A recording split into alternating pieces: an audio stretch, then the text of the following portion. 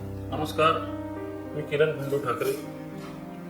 आपल्या भारत देशामध्ये पवित्र मानला जाणारा श्रावण महिना आणि या श्रावण महिन्यामध्ये पहिला सण सुरू होतो तो म्हणजे नागपंचमी.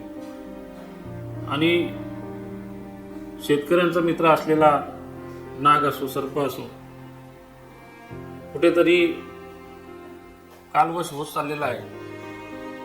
लोकांना चावण्याच्या भीतीने लोक सापाला मारतायत आणि साप वाचवण्याकरता आपलं जीव पणाला लावून धाडसीपणाने सर्पमित्र हा सापांना वाचवण्याचा प्रयत्न करतो.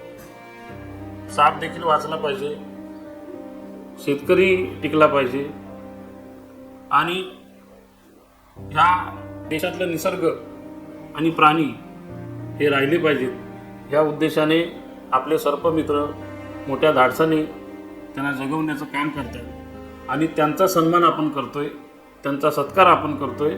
आणि या सत्काराला सर्व सर्पमित्राने आपण मोठ्या संख्येने उपस्थित राहावं ही आपणास विनंती करतो. जय श्रीराम.